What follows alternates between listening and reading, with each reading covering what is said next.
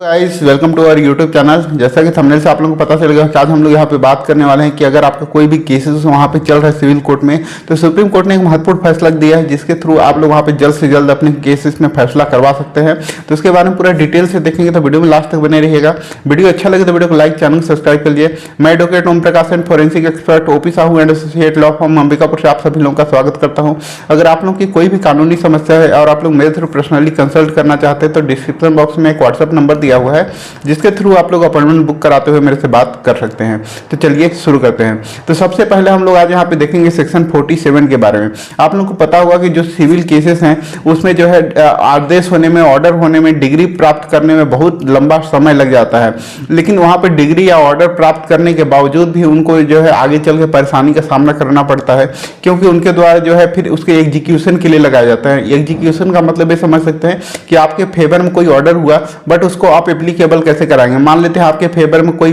Position का order हो गया या आपको कब्जा वहां पे देने के लिए वहां पे ऑर्डर हो गया, बट उसको एग्जीक्यूट कहां से करवाना, तो एग्जीक्यूट कराने के लिए जो प्रोसेस होता है तो उसी केस को यहाँ पे बताया गया है कि उसमें बहुत देरी होती है। उसके बाद जो है बाकी लोग वहां पे बहुत ज्यादा परेशान होते हैं, जो पार्टी है वो बहुत ज्यादा परेशान हो जाती है। तो इसी के रिगार्डिंग जो है सुप्रीम कोर्ट ने एक लेटेस्ट जजमेंट दिया हुआ है जो कि यहाँ पे सभी जो न्यायालय है वहां पे एप्लीकेबल होगा। तो आप इस जजमेंट का यूज करके अपने एग्जीक्यूशन जो केसेस हैं उसको बहुत जल्दी वहां पे आप डिसाइड करवा सकते हैं। सुप्रीम कोर्ट ने इसमें एक महत्वपूर्ण यहाँ पे जजमेंट दिया जिसमें कहा गया कि कोई भी एग्जीक्यूशन कोर्ट है वो एग्जीक्यूशन से रिलेटेड वहां पे जो प्रश्न होंगे उसी पे वो डील कर सकती है, अलग से वहां पे कोई भी डील नहीं कर सकती। और साथ ही यहाँ पे कहा कि धारा 47 के तहत लगाया गया कोई भी एग्जीक्यूशन कोर्ट सिर्फ एग्जीक्यूशन तक के जो प्रश्न है वहीं तक सीमित रहेगी। वहां पे जो डिग्री कैसे पारित किया गया, जो अलग से जो वहां पे ऑर्डर आया है उस पर वो कोई भी क्वेश्चन नहीं कर सकती, उस पर उनका कोई भी वहां पे पावर नहीं है कि उसको वहां पे चैलेंज कर सकते हैं, चेंज कर सकते हैं, ऐसा कुछ भी उनके पास पावर नहीं है। जो ऑर्डर हुआ है उसको यहाँ पे एग्जीक्यूट करने के लिए लगाया गया, तो जो एग्जीक्यूशन से रिलेटेड जो क्वेश्चन है वहां पे उनके द्वारा पूछा जाएगा, न कि वहां पे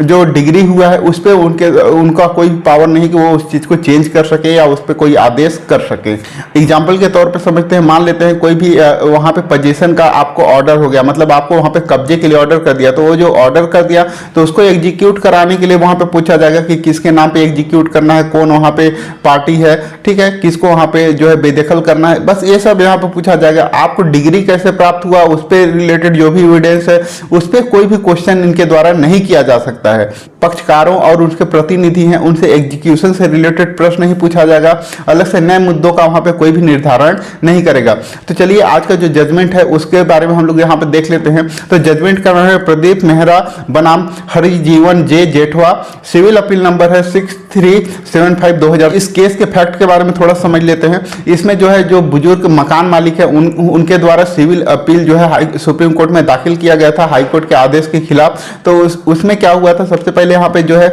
जो मकान मालिक है उनको उनके फेवर में एक ऑर्डर हुआ था हाईकोर्ट के द्वारा कि उनको जो है जो किराएदार है उसको बेदखल करने के लिए, तो उनके द्वारा जो है 47 का एग्जीक्यूशन के लिए वहां पे लगाया गया था एग्जीक्यूशन कोर्ट में, जहां पे जो किराएदार था उन्होंने वहां पे आपत्ति दर्ज कराया कि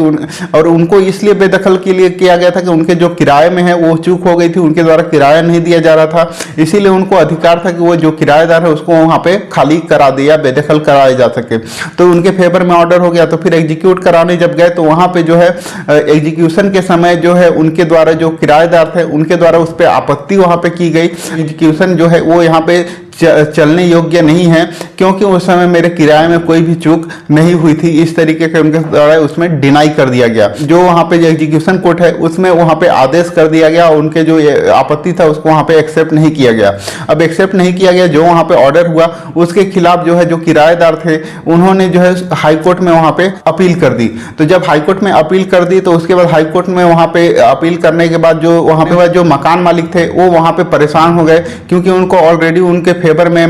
हाईकोर्ट के द्वारा एग्जीक्यूशन का ऑर्डर कर दिया गया था। उसके बाद फिर से जो ऑर्डर हुआ है उसके खिलाफ वहां पे अपील पे चले गए, तो उसके मकान मालिक के द्वारा वहां पे सुप्रीम कोर्ट में अपील किया गया जहां पे ये एग्जीक्यूशन से रिलेटेड वहां पे बात को रखा गया। तो सुप्रीम कोर्ट ने यहाँ पे एग्जीक्यूशन में जो लंबा टाइम लग रहा है उसको देख के वहां पे उन्होंने जजमेंट दिया और उनके द्वारा कहा गया कि उनको जो है ऑर्डर प्राप्त करने में देरी होने के बाद फिर एग्जीक्यूशन में इतना टाइम लग रहा है, तो इससे जो है उनको जो न्याय मिलना चाहिए वो न्याय उनको सही तरीके से नहीं मिल पा रहा है। तो इसमें उन्होंने ये जजमेंट दिया कि जो एग्जीक्यूशन का जो कोर्ट है उनको इस तरीके का अलग से ऑर्डर देने का कोई भी पावर नहीं है, वो सिर्फ वहां पे एग्जीक्यूशन के लिए कोर्ट वहां पे है, तो उस समय जो उनको आदेश हुआ है उसको सिर्फ उससे रिलेटेड वहां पे क्वेश्चन पूछ सकते हैं, उससे रिलेटेड वो ऑर्डर कर सकते हैं, अलग से वो वहां पे ऑर्डर नहीं कर सकते। क्योंकि यहाँ पे जो एग्जीक्यूशन का यहाँ पे जो केस लगा हुआ था तो उसमें जो है उनके द्वारा अलग से जो ऑर्डर कर दिया गया उनके आपत्ति पे, तो उनके द्वारा वो अलग से फैसला किया। तो यहाँ पे सिविल कोर्ट के द्वारा डिग्री एग्जीक्यूशन पे लंबा समय लगने पे चिंता व्यक्त करते हुए कहा कि